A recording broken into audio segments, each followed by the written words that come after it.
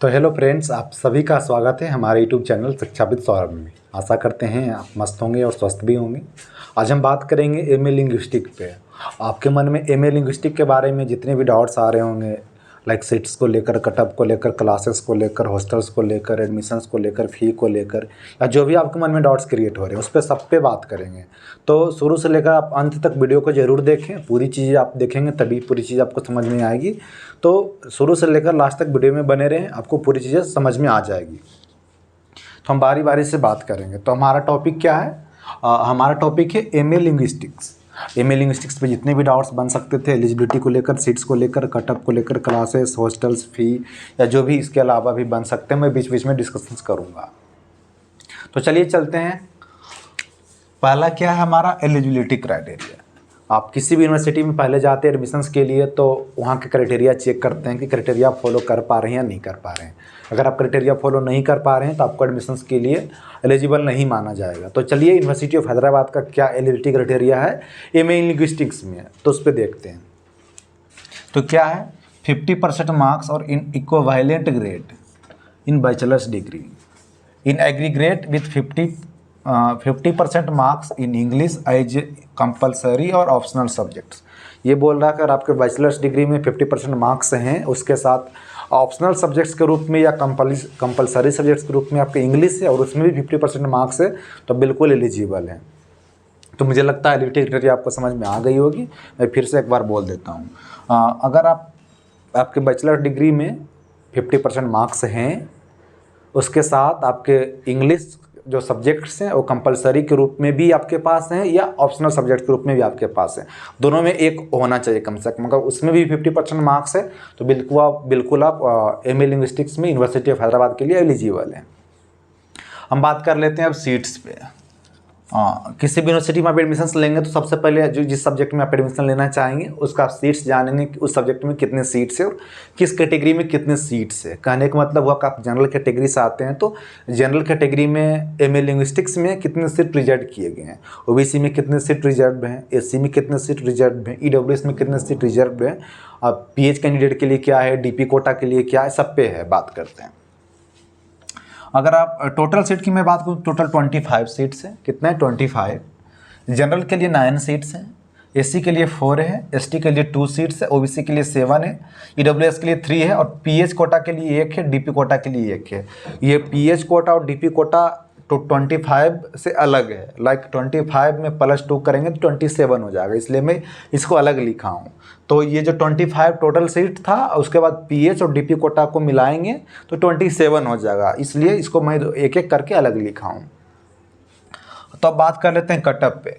Cut up पे बात करने से पहले मैं सीट्स का जो रिजर्वेशन उस पर हम बात कर लेते हैं। जब आप काउंसलिंग के लिए आएंगे, अभी तो एडमिशन पोर्टल ओपन नहीं हुई है, कुछ दिन में लाइक 1 वीक और 2 वीक में एडमिशन पोर्टल ओपन हो जाएगी। तो उसमें आपको रजिस्टर करना होता है। लाइक सीयूटी पीजी में आपके जितने मार्क्स आए, मार्क्स पुटअप करना होता है।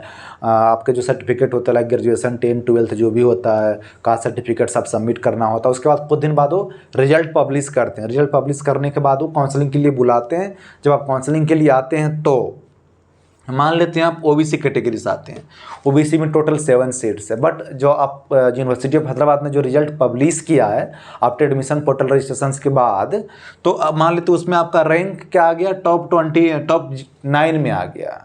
आप ओबीसी कैटेगरी से हैं, ओबीसी में टोटल 7 सीट्स है, फिर भी अगर आपका जो रैंक आया है रिजल्ट्स में वो टॉप 9 में आ गया है तो आपका एडमिशन टॉप 9 में हो जाएगा। मिस जनरल कैटेगरी से आपका नाम लिखा जाएगा। आप ओबीसी कैटेगरी ही रहेंगे बट आपका एडमिशन जनरल से हो जाएगा और ओबीसी वाला सीट्स खाली ही रहेगा। तो किसी दूसरे बच्चे का एडमिशन होगा जिनका टॉप 9 में मार्क्स नहीं है, टॉप 9 में जिनका रिजल्ट नहीं है। सेम सिचुएशन ईडब्ल्यूएस के साथ भी। मान लेते हैं आप ईडब्ल्यूएस कैटेगरी से आते हैं, आपका जो रैंक है रिजल्ट है टॉप 9 में आ गया है तो आपका एडमिशन जनरल से हो जाएगा और ओबीसी वाला सीट्स खाली रह जाएगा। जो बच्चे ओबीसी से आते हैं, जो बच्चे ईडब्ल्यूएस से आते हैं उनका एडमिशन ईडब्ल्यूएस से हो जाएगा। सेम सिचुएशन एससी वाले के साथ भी। मान लेते हैं आप एससी कैटेगरी से हैं, एससी में टोटल 4 सीट्स है, आप टॉप 9 में आ गए हैं तो आपका एडमिशन जनरल से हो जाएगा और एससी वाला सीट्स खाली रह जाएगा। जो एससी के बच्चे होंगे जिनके कम मार्क्स आए होंगे उनका एडमिशन फिर एससी कैटेगरी से होगा। तो कुछ इस तरह से रिजर्वेशन पॉलिसी काउंसलिंग में यहाँ काम करती है। मुझे लगता है आपको समझ में आ गई होगी। बाकी आप हमसे जुड़ेंगे, अभी आप नए हैं तो सब्सक्राइब कर लें। बाकी जो भी नोटिफिकेशंस आएगा, अभी तो स्टार्ट भी नहीं हुआ है एडमिशन्स प्रोसेस, जैसे ही एडमिशन्स प्रोसेस स्टार्ट होगी तो आपको लगातार नोटिफिकेशंस मिलती रहेगी, तब तक आप जुड़े रहें, सब्सक्राइब कर लें, आपको नोटिफिकेशंस मिलते रहेगा। अब हम बात कर लेते हैं कटअप पे। जैसा मैंने आपको यहाँ बताया तो हाँ, कटअप क्या है कि यूनिवर्सिटी ऑफ हैदराबाद अपना जो ओरिजिनल कटअप है, जैसे आप मान लेते हैं जेएनयू में एडमिशन्स लेते हैं, बीएचयू में लेते हैं, या अदर यूनिवर्सिटी में डीयू में भी ले सकते हैं, कहीं भी ले सकते हैं। तो क्या करते हैं कि यूनिवर्सिटी अपना रिजल्ट पब्लिश करती है, लाइक कटअप पब्लिश करती है कि हमारे यहाँ कितना कटअप है। उसके अकॉर्डिंग फर्स्ट लिस्ट निकालते हैं, सेकेंड लिस्ट निकालते हैं, थर्ड लिस्ट निकालते हैं, फोर्थ लिस्ट निकालते हैं, फिफ्थ लिस्ट भी निकालते हैं। फर्स्ट लिस्ट में ज़्यादा मार्क्स वाले को होता है, सेकंड में थोड़ा कम वाले के, थर्ड में थोड़ा कम वाले के, जिनका भी थर्ड में नहीं उनका फोर में, फिर उसी तरह फाइव भी निकालते हैं, इस तरह से। बट यूनिवर्सिटी ऑफ हैदराबाद में वैसा नियम नहीं है। यूनिवर्सिटी ऑफ हैदराबाद में कोई ऑफिशियल कटअप रिलीज नहीं होती है, पहले मैं आपको क्लियर कर देना चाहता हूँ। क्योंकि आप बोलेंगे कि क्यों ऑफिशियल कटअप रिलीज नहीं करती यूनिवर्सिटी ऑफ हैदराबाद, कारण ये है कि यहाँ ऑफलाइन काउंसलिंग होती है, एक ही बार आपको बुलाया जाएगा। यहाँ first list, second list, third, fourth, five list नहीं पब्लिश किया जाता है, एक ही बार आपको बुलाया जाएगा। ऑफलाइन काउंसलिंग होगा, जो काउंसलिंग में आएंगे, जो काउंसलिंग अटेंड करेंगे, उन्हीं को एडमिशन्स मिलेगा। जो काउंसलिंग अटेंड नहीं करेंगे उनको एडमिशन्स बिल्कुल भी नहीं मिलेगा। तो आप बोलेंगे क्या सबको एडमिशन्स मिल जाएगा जो काउंसलिंग अटेंड करेंगे? बिल्कुल भी नहीं। तो आपके हमने क्वेश्चन क्रिएट हो रहा होगा कि जब काउंसलिंग में सबको एडमिशन्स नहीं मिलेगा तो सबको काउंसलिंग में क्यों बुलाते हैं? सबको काउंसलिंग में नहीं बुलाते हैं, मैं आपको क्लियर कर देना चाहता हूँ। फिर आपके हमने क्वेश्चन बन रहा होगा कि कितने लोग को काउंसलिंग में बुलाते हैं। हाँ, ये क्वेश्चन है। तो जैसे मान लीजिए 25 सीट्स है, तो इसको आप 3 मल्टीपल कर सकते हैं, 3 और 4। 3 और 4 मल्टीपल क्या है? 25 इंटू 3 और 4 करेंगे, उनके जितने भी आएंगे उतने बच्चे को बुलाते हैं। 5 मल्टीपल करके भी बुला लेते हैं, लाइक अभी 25 करेंगे तो ये 72 हो जाएगा, 25 हो जाएगा और 100 हो जाएगा, और इसी तरह 5 करेंगे तो 125 हो जाएगा। मीन्स इतने बच्चों को बुलाते हैं। आप बोलेंगे कि जब टोटल सीट 25 ही हैं तो 3 मल्टीपल, 4 मल्टीपल, 5 मल्टीपल करके बच्चों को क्यों बुलाते हैं? हाँ, मैं ऐसा इसलिए करते हैं वो कि मान लेते टोटल 25 सीट्स ही हैं, तो बहुत बच्चे यहाँ तो नहीं आएंगे, मानकर चलते हैं। वो 25 बच्चों को बुलाते हैं, आपके अकॉर्डिंग मान लेते हैं यूनिवर्सिटी 25 बच्चों को बुलाते हैं, तो सभी बच्चे तो आएंगे नहीं। कोई बच्चे जेएनयू में एडमिशन ले लेंगे, कोई बच्चे बीएचयू में ले लेंगे, कोई बच्चे डीयू में ले लेंगे। अप्लाई तो सब में कर देते हैं बैकअप के लिए। तो जब दूसरे जगह में एडमिशन ले लेंगे या किसी कारण से एडमिशन को नहीं कराते हैं, तो मान लेते हैं काउंसलिंग में 25 बच्चों को बुलाएंगे और किसी कारण बस वो 10 ही बच्चे आएँ, तो 15 सीट्स खाली रह जाएगा। इसलिए यूनिवर्सिटी नहीं चाहती कि मेरा सीट्स खाली रहे, इसलिए वो ज़्यादा बच्चों को बुलाते हैं। तो ज़्यादा बच्चों को बुलाते हैं, जो सीट्स खाली रह जाएगा उनको एडमिशन से मिल जाएगा। तो मैं यही कहूँगा, आपको काउंसलिंग अटेंड करना है, चाहे आपके कितने भी रैंक है।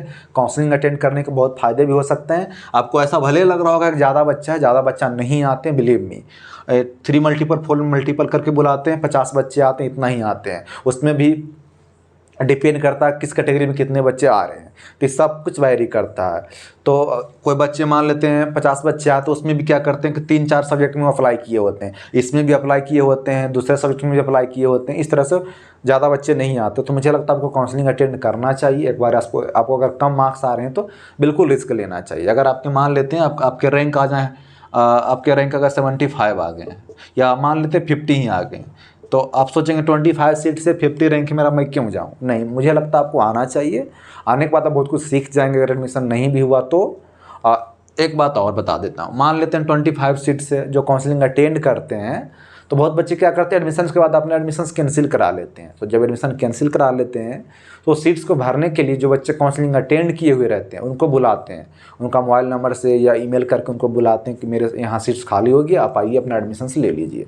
तो काउंसलिंग अटेंड करने की ये फ़ायदा होता है। अगर आप काउंसलिंग अटेंड नहीं करेंगे, आपका रैंक 1 भी रहेगा तो आपको एडमिशन नहीं मिलेगा, सिंपल बात है। तो काउंसलिंग अटेंड आपको ज़रूर करना चाहिए। तो मुझे लगता है अब कटअप पे थोड़ा बात कर लेते हैं। फिर भी आप बोलेंगे कटअप ऑफिशियल नहीं है, तो फिर भी आप कटअप क्यों बता रहे हैं? मैं ऐसा इसलिए बता रहा हूँ कि आपके 5 मार्क्स पे तो एडमिशन मिलेगा नहीं, 10 मार्क्स पे तो आपको एडमिशन मिलेगा भी नहीं।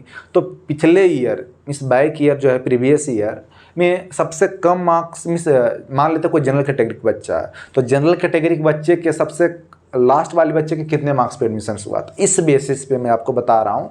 और इस बार थोड़ी समय भी कम किया गया CUT के एग्ज़ाम में, जैसा आप जानते हैं।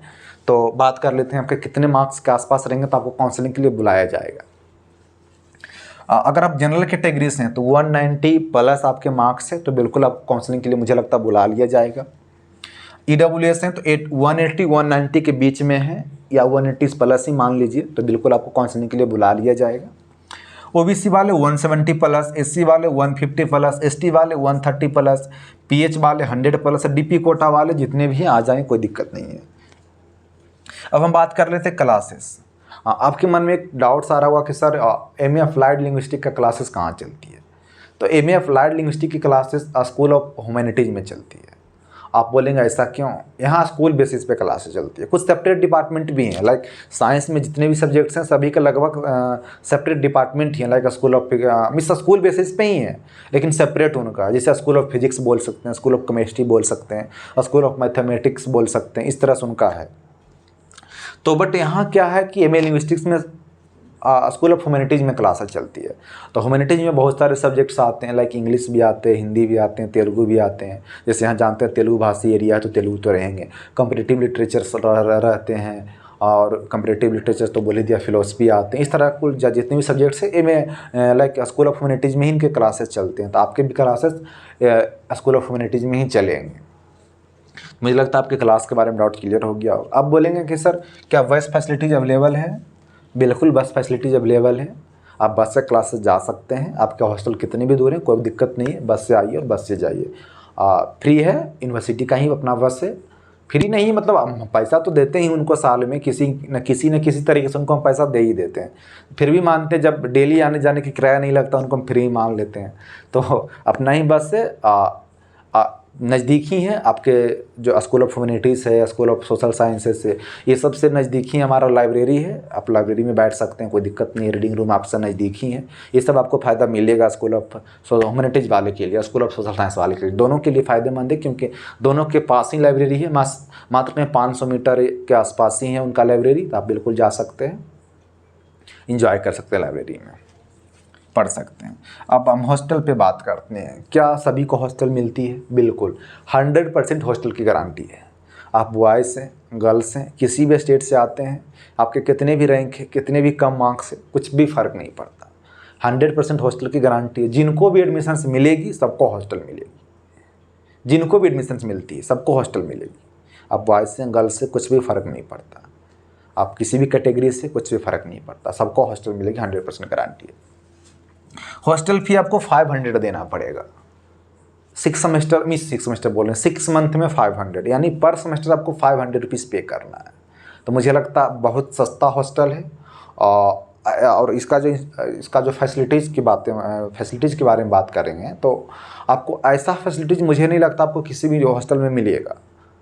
मैं ऐसा इसलिए बोल रहा हूँ, आप यहाँ आएंगे तो आप फील कर पाएंगे। नॉर्थ वाले हॉस्टल, जो नॉर्थ कैंपस का हॉस्टल है, थोड़ी बहुत अच्छे नहीं हैं। जो साउथ कैंपस के हॉस्टल हैं बहुत बढ़िया हॉस्टल्स हैं। आएंगे तो आप फील करेंगे, दोनों हॉस्टल को कंपैरिजन करेंगे, नॉर्थ कैंपस वाले, साउथ कैंपस वाले। तो साउथ कैंपस वाले का हॉस्टल बहुत बढ़िया है कि जो साउथ कैंपस में हॉस्टल बनाए गए हैं ऐसा आपको JNU में भी हॉस्टल नहीं मिलेगा, मुझे ऐसा लगता है। फैसिलिटीज़ भी बहुत ज़्यादा है। हॉस्टल में आपको क्या क्या फैसिलिटी दिया जाता है, मेस में आपको क्या क्या फैसिलिटी दिया जाता है, मेस के कितने पैसे लगेंगे, ये सब चर्चा मैंने हॉस्टल और मेस वाले सेपरेट वीडियो में किया है। पुराने वीडियो हैं, हाँ, उसमें क्वालिटी बढ़िया नहीं है, वीडियो जाकर देख सकते हैं। कंटेंट बहुत बढ़िया है, बहुत ज़्यादा व्यूज भी उसमें लाइक 3.5 के प्लस ही हैं। आप जाकर देख सकते हैं। पिछले ईयर भी मैं बनाया था, इस ईयर भी बनाने का प्रयास करूँगा। टाइम अभी नहीं मिल पा रहा, जैसे हम भी आपके जैसा स्टूडेंट ही हैं तो थोड़ा मुश्किल होता। फिर भी अभी सब्जेक्ट को कवर कर रहा हूँ, बारी बारी से सब सब्जेक्ट पर वीडियो बना रहा हूँ ताकि सब्जेक्ट के जितने भी डाउट्स आ रहे हैं वो क्लियर हो जाए। मेंस हॉस्टल तो बाद में भी हम बना लेंगे, ऑलरेडी पिछले साल भी बना चुके हैं, तो जाकर आप देख सकते हैं। अब हम बात कर लेते हैं फ़ी स्ट्रक्चर्स पे। ये भी ज़रूरी है आप जान लें कि 2 साल में आपको कितने रुपये खर्च होंगे। तो आपको एडमिशन टाइम 7,250 रुपीज़ देना पड़ेगा। आप बोलेंगे एडमिशन टाइम 7,250 रुपीज़ हमको क्यों देना है? तो ऐसा इसलिए आपको देना है कि जो 2,400 की आपका सेमेस्टर फ़ी है तो ये आपको एडवांस के रूप में देना पड़ेगा। 2400 जो है एडवांस के रूप में आपको देना पड़ेगा, सेमेस्टर फ़ी है। पर सेमेस्टर आपको 2400 देना पड़ेगा। और एक बार ध्यान रखिएगा, जो फ़ी स्ट्रक्चर्स मैं आपको बता रहा हूँ ये प्रीवियस ईयर के बेसिस से बता रहा हूँ। इससे बढ़ भी सकते हैं, 100 रुपया बढ़ सकते हैं, 200 रुपया बढ़ भी सकते हैं। 200 मुझे नहीं लगता 200 से ज़्यादा बढ़ेंगे, तो मैं प्रीवियस ईयर के बेसिस पे बता रहा हूँ। 100-200 बढ़ भी सकते हैं, थोड़ा पैसा ज़्यादा भी लग सकता है। 100-200 की मैं बात कर रहा हूँ, तो ध्यान रखिएगा। तो 2400 आपको सेमेस्टर फ़ी है। 530 स्टूडेंट यूनियन फंड है। 240 स्टूडेंट वेलफेयर फंड है। 2120 मेडिकल फ़ी है। 1960 डिपॉजिट से रिफंडेबल है। जब आप एडमिशन ले लेंगे, जब आप यहाँ पूरे 2 साल कंप्लीट कर लेंगे, डिग्री लेकर जाएंगे, तो आपको रिफ़ंड कर दिया जाएगा। 1960 जी रिफंडेबल है। और बाकी ये सब को ऐड करेंगे तो 7250 रुपीज़ बन जाएगा। तो मुझे लगता है समझ गए होंगे। दूसरा में भी सेकेंड सेमेस्टर में क्या है, 2400 आपको देना पड़ेगा। आप बोलेंगे सेकेंड सेमेस्टर में 2400 ही क्यों देना, तो ऐसा इसलिए कि 530, 240, 2120 ये जो 3 है ये आपको ईयरली देना है। जब भी आपके 1 ईयर कंप्लीट हो जाएंगे तभी आपको पेमेंट करना है। तो सेकेंड सेमेस्टर में आपके 1 ईयर कंप्लीट नहीं होते, इसलिए सेमेस्टर फ़ी ही सिर्फ देना है। जैसा मैंने आपको बताया कि सेमेस्टर फ़ी आपको हर सेमेस्टर में देना है, एवरी सेमेस्टर में आपको पेमेंट करना है। 2400 बढ़ भी सकते हैं 100-200 रुपया, जैसा मैं आपको बता रहा हूँ, प्रीवियस ईयर के बेसिस में आपको बता रहा हूँ। फिर थर्ड सेमेस्टर में आपके 1 ईयर कंप्लीट हो जाएंगे। जैसे ही 1 ईयर कंप्लीट हो जाएंगे तो पैसे लग जाएंगे, मेडिकल फ़ी लग जाएंगे, स्टूडेंट यूनियन फंड लग जाएंगे, और स्टूडेंट वेलफेयर फंड लग जाएंगे। और जो रिफंडेबल हो तो नहीं लगेंगे, वो सिर्फ एडमिशन टाइम में ही लगते हैं। तो ये सबको ऐड करेंगे तो 5290 हो जाएगा। जैसे 2400 तो सेमेस्टर फ़ी लगेगा ही। फिर फोर्थ सेमेस्टर में क्या ओनली 2400 लगेगा, सेमेस्टर फ़ी है। अगर आप SC ST के बच्चे हैं तो 2890 आपको ईयरली देना पड़ेगा, आपको सेमेस्टर फ़ी देने की ज़रूरत नहीं है। अगर आप SC ST के बच्चे हैं तो सोचेंगे 2890 ऐसा क्यों, ऐसा इसलिए कि student union fund, student welfare fund और मेडिकल फ़ी आपको लग रहा है जो आपको ईयरली देना है। स्टूडेंट यूनियन फंड, मेडिकल फ़ी, वेलफेयर फंड ऐड करेंगे तो 2890 हो जाएगा। फिर PWD के जो बच्चे हैं उसको भी 2890 ही लगेगा। और 4850 एडमिशन टाइम में आपको डिपॉजिट भी जमा करना पड़ेगा, इसलिए एडमिशन टाइम सिर्फ आपको 4850 लगेगा। आफ्टर एडमिशन ईयरली आपको देना 2890। तो फ्रेंड्स मुझे लगता है कि जो MA लिंग्विस्टिक करके है आपके सब्जेक्ट्स, उस पर सारे डाउट्स क्लियर कर दिए हैं। इसके अलावे भी आपके मन में कोई डाउट्स रह गए होंगे, तो सबका अपना अपना पर्सनल डाउट्स होते हैं, सबके तो डाउट्स एक वीडियो में कवर नहीं कर पाऊँगा। और क्योंकि आपके मन में क्या डाउट चल रहा है मुझे तो नहीं पता है, तो कोशिश कीजिएगा कि आप कमेंट्स बॉक्स में ज़रूर लिखें। जब भी हम लाइव आएँ तो ध्यान रखेंगे। अगर इसके अलावे भी आप चाहते हैं कि आप हमसे पर्सनल जुड़ें, 24 आवर आपको हम कॉल कर सकते, कॉल पे बात कर सकते हैं, अपने डाउट क्लियर कर सकते हैं, व्हाट्सअप कर सकते हैं 24 आवर अपने डाउट्स क्लियर करने के लिए। तो उसके लिए आपको पेड काउंसलिंग लेना पड़ेगा। पेड काउंसलिंग में आपको क्या क्या फैसिलिटी दिया जाएगा। पेड काउंसलिंग का सिंपल मतलब होता है कि मैं आपको जब तक एडमिशन आपके नहीं हो जाते तब तक आपको हम हेल्प करेंगे, सब कुछ में हेल्प करेंगे। सिर्फ इसी यूनिवर्सिटी में नहीं, आप दूसरी यूनिवर्सिटी में एडमिशन लेना चाहते हैं, दूसरी यूनिवर्सिटी में भी हम हेल्प करेंगे। तो पेड काउंसलिंग का सिंपल मतलब है आपके जब तक एडमिशन नहीं हो जाते तब तक हम आपको हेल्प करेंगे। जैसा मैंने आपको बताया कि हम अपना पर्सनल कॉन्टैक्ट नंबर आपको देते हैं, व्हाट्सअप नंबर देते हैं, 24 आवर कॉल मैसेज करके अपना डाउट क्लियर कर सकते हैं। उसके अलावा कौन कौन सी आपको फैसिलिटी दिया जाएगा वो देख लीजिए। आपको पर्सनल कॉन्टैक्ट नंबर दिया जाएगा, जैसे मैंने आपको बताया, व्हाट्सअप नंबर दिया जाएगा, 24 आवर कॉल मैसेज करके अपने डाउट क्लियर कर सकते हैं। ये रजिस्ट्रेशंस जो अभी स्टार्ट नहीं हुए, एडमिशन पोर्टल कुछ ही दिन में ओपन हो जाएगी। उसके बाद आपको रजिस्टर करना, उसमें बहुत सारे स्टूडेंट को प्रॉब्लम्स होती है एडमिशन रजिस्टर करने में, तो अगर आपको प्रॉब्लम होगी करने में तो मैं आपको हेल्प करूँगा। यहाँ ट्रेवल करने का मतलब मान लेते आप दूसरे स्टेट्स के बच्चे हैं, या मान लेते आप गर्ल्स हैं, या किसी गांव कस्बे के बच्चे हैं, आप अकेले आ रहे हैं, आपको कुछ भी समझ में नहीं आ रहा कि कौन से स्टेशन में उतरना है, कौन से स्टेशन में उतरेंगे, वहाँ से हमें कौन सी बस पकड़ना, रैपिडो पकड़ना, ऑटो पकड़ना है, नियरेस्ट स्टेशन कौन है। आप आएंगे काउंसलिंग के दिन तो उसी दिन आपको कैंपस में एंट्री तो मिलेगा नहीं, क्योंकि स्टूडेंट तो आप हैं नहीं, अभी एडमिशन के बाद ही आप स्टूडेंट होंगे। तो जब तक आप स्टूडेंट नहीं होंगे आपको कैंपस में एंट्री मिलेगी नहीं, तब तक आपको बाहर ही रहना पड़ेगा। तो उसी के लिए आपको बाहर में कहाँ रहना, कौन सी हॉस्टल सस्ता है, कौन सी हॉस्टल ज़्यादा चीपेस्ट है। आप अच्छे घर से आते तो महंगे हॉस्टल भी रह सकते हैं। उसके अलावा कोई बच्चे बिल्कुल बाहर एफर्ट नहीं कर सकते। जैसे आप जानते हैं कि Hyderabad metro city, hitech city है, ज़्यादा एक्सपेंसिव होता है। तो एक दिन भी आप बाहर रहेंगे तो आपको 1000-2000 रुपया भी लग सकता है एक दिन में बाहर में। तो मिनिमम कम से कम आपको 2 दिन तो रहना ही पड़ जाता है। मिनिमम आप 2 दिन रह लेंगे तो मान लो 1-1 हज़ार भी लेता है तो आपको 2 दिन में 2000 रुपया लग जाएगा। फिर उसके बाद आपको खाना है, ये वगैरह वगैरह आपको खर्च तो हो ही जाएंगे। तो उसके आपको कहाँ रहना है, कैसे रहना है, कहाँ सस्ता पड़ेगा, ये सब उसमें हम सॉल्व करते हैं। उसमें भी कोई गर्ल्स अकेले आई है जो गांव कस्बे से भी है या उनको कुछ पता नहीं चल रहा, जो बॉयज़ हैं गांव कस्बे से आए हैं, जो गरीब घर से हैं, जो मिडिल क्लास फैमिली से, जो बिल्कुल बाहर एफर्ट नहीं कर सकते हैं, मीन्स बहुत तो ये बोल सकते हैं बहुत वो हालत उनका ख़राब है इस सिचुएशंस में, तो उनको हम अपना हॉस्टल में भी रख लेते हैं, बॉयज़ हों गर्ल्स हों, सबको, दोनों की मैं बात कर रहा हूँ। तो पेड काउंसलिंग लेंगे तभी मैं आपको इस सब सेवा दे पाऊँगा। सबको तो मेरे लिए संभव हो, सबको तो मैं नहीं ऐसा कर सकता हूँ, क्योंकि हॉस्टल में आपको रखेंगे तो ऊपर ऑफिशियल तो अलाउ नहीं करेंगे, हम अपने भरोसे रखते हैं। किसी तरह जैसे मैनेज हो सकता, 2 दिन की बात होती है, 2 दिन हम आपको अपने भरोसे रख लेते हैं, अपने हॉस्टल्स में, अपने फ्रेंड्स के रूप में, और हमारे फ्रेंड्स के भी फ्रेंड्स होते हैं, किसी तरह हम एडजस्ट कर लेते हैं। तो ट्रेवल की बात यही हुई, अगर आप लेना चाहें तो ये सब फैसिलिटी आपको हम दे सकते हैं। उसके बाद काउंसलिंग में जब आपके काउंसलिंग होंगे, हाँ ध्यान रखिए ये फैसिलिटी सिर्फ यूनिवर्सिटी ऑफ हैदराबाद के लिए हम देंगे।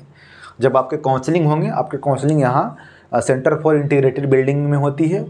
काउंसलिंग टाइम हम आपके साथ खड़े रहेंगे। अगर हम किसी कारण वहाँ पे नहीं आए, बीमार हो गए या किसी पर्सनल रीज़न से हम वहाँ नहीं पहुँचते हैं, तो मेरे फ्रेंड्स वहाँ आपके साथ रहेंगे आपको हेल्प करने के लिए। तो ध्यान रखिएगा, आप काउंसलिंग के लिए आएंगे तो वहाँ हम आपके साथ खड़े रहेंगे आपको हेल्प करने के लिए। आपकी काउंसलिंग में कोई प्रॉब्लम नहीं होगी।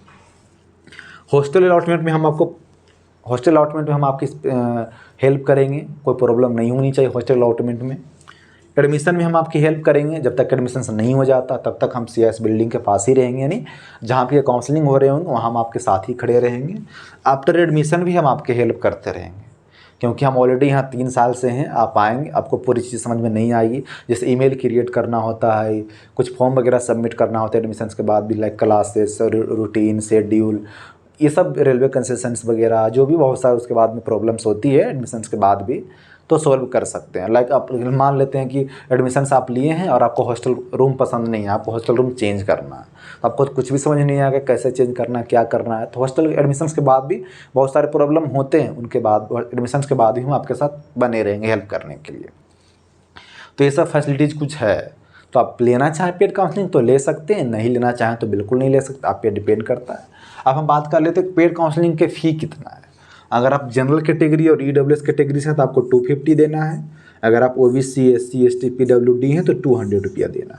मुझे लगता है ये बहुत सस्ता है। जैसा मैंने आपको बताया कि आप खुद से करते हैं तो आपको कितनी परेशानी होगी, और हम करते हैं आपके लिए तो कितनी परेशानी होगी। तो मुझे लगता है हम आपके लिए इतना कर रहे हैं तो मेरे अकॉर्डिंग तो कम ही है। बाकी आप देख लीजिए आपको लेना है तो। अब बात रही कि आपको कैसे पेड काउंसलिंग में जुड़ना है।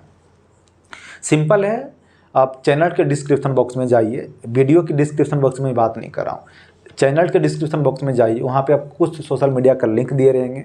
फेसबुक का लिंक रहेगा, इंस्टाग्राम का लिंक रहेगा, टेलीग्राम का लिंक रहेगा, व्हाट्सअप का लिंक रहेगा। व्हाट्सअप का जो लिंक है वो पेड काउंसलिंग के लिए ही है। वहाँ पे आप क्लिक करेंगे तो मैं मैसेज सेट करके रखा हूँ, hello I want to enrol your paid counselling और पेड कोर्सेज। उस पर बस आपको क्लिक कर देना है, मेरे पास मैसेज आ जाएगा। फिर मेरे ओर से आपको एक मैसेज आएगी, उसमें आपको नेम लिखना होगा, स्टेट लिखना होगा, कैटेगरी लिखना होगा, सब्जेक्ट लिखना होगा और पैसे पेमेंट करना होगा। उसके बाद आप सिंपल जुड़ जाएंगे। इस तरह से सिंपल प्रोसेस है। बाकी उसके अलावा भी आप सारे सोशल मीडिया से जुड़ सकते हैं। अगर आप पेड काउंसलिंग नहीं लेते हैं तो टेलीग्राम ग्रुप से कम जुड़ जाइए, वहाँ पर ऑलरेडी बहुत सारे बच्चे जुड़े हैं 180 के आसपास, तो आप भी जुड़ सकते हैं, कोई दिक्कत नहीं है। तो फ्रेंड्स, मुझे लगता है इस वीडियो में मैंने आपके सारे डाउट्स क्लियर करने का प्रयास किया है, कुछ आपके लिए सुविधा भी लाए वो भी बता दिया। तो फिर मिलेंगे नए वीडियो में नए टॉपिक के साथ। आप यूनिवर्सिटी ऑफ हैदराबाद आने वाले हैं, हम आपसे ज़रूर मिलेंगे। तब तक के लिए बने रहें। थैंक यू, धन्यवाद।